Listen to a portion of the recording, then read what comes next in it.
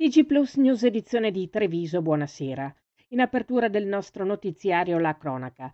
Ieri sera i carabinieri di Silea hanno tratto in arresto per detenzione ai fini di spaccio di sostanze stupefacenti e porto di armi od oggetti atti ad offendere un cittadino albanese ventunenne, residente in provincia di Treviso, incensurato. Il giovane che intorno alle ore 13 di ieri alla guida della propria autovettura percorreva la via Camorelli di Roncade veniva sottoposto a controllo dai militari che rinvenivano nella sua disponibilità un cutter con lama di 15 centimetri e circa 300 euro in contanti.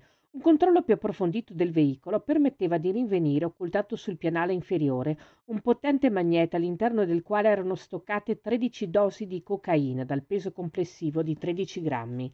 La successiva perquisizione domiciliare permetteva di rinvenire ulteriori 10 dosi di cocaina e la somma contante di euro 3.000, sottoposto a sequestro quale verosimile provento di spaccio. Arrestato e portato nelle camere di sicurezza del Comando Provinciale Carabinieri di Treviso, questo pomeriggio veniva sottoposto al giudizio direttissimo, all'esito del quale l'arresto veniva convalidato con misura di obbligo di presentazione alla polizia giudiziaria. E lo scorso weekend i carabinieri della stazione di Villorba hanno denunciato in stato di libertà un albanese ventunenne residente in questa provincia, poiché è responsabile di porto di armi od oggetti atti ad offendere. Il giovane a bordo della propria autovettura veniva controllato dai militari mentre percorreva la strada statale 13 Ponte Bana nel comune di Spresiano. Un approfondito controllo tra i sedili dell'auto permetteva di rinvenire una mazza da baseball di 72 centimetri ed una maschera bianca, oggetti di cui il giovane non ne giustificava il porto. Il tutto veniva sottoposto a sequestro dai carabinieri della stazione di Villorba. E la Polizia di Stato ha arrestato un cittadino marocchino classe 86, già gravato da precedenti per reati in materia di stupefacenti, che nei giorni scorsi si è presentato presso gli sportelli dell'Ufficio Immigrazione della Questura per il rilascio del permesso di soggiorno, sebbene fosse destinatario di un ordine di carcerazione per una pena detentiva di oltre 3 anni e 3 mesi. Il 38enne in particolare era stato condannato in via definitiva nel 2016 e nel 2018 per i reati di evasione e traffico di stupefacenti.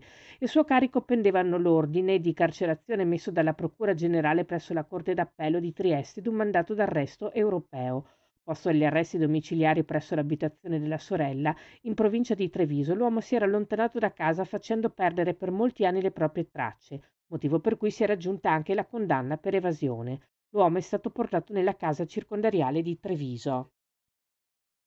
E le Fiamme Gialle del Comando Provinciale di Treviso hanno eseguito 4 distinti controlli presso altrettante aziende manufatturiere del Trevigiano, 3 del settore tessile e una operante nel packaging, con sedi tra i comuni di Strana, Quinto di Treviso, Roncade e Zero Branco. In 3 dei 4 laboratori controllati sono state accertate condizioni di assoluto degrado e pericolo, con l'impiego di 2 lavoratori clandestini, nonché ripetute violazioni delle norme in materia urbanistica riguardanti la gestione dei rifiuti. Irregolarità così gravi che hanno indotto i finanzieri del gruppo di Treviso a sequestrare d'urgenza i 3 immobili, del valore complessivo di 300.000 euro, 33 macchinari e 37 banchi da lavoro, del valore di 50.000 euro. L'intera attività è stata poi convalidata dal giudice per le indagini preliminari presso il locale tribunale. Gli amministratori delle 4 imprese di nazionalità straniera che operavano sulla base di commesse ricevute da imprese locali sono stati segnalati alla Procura della Repubblica di Treviso a vario titolo. Questa era la nostra ultima notizia. Grazie per averci seguiti. Arrivederci.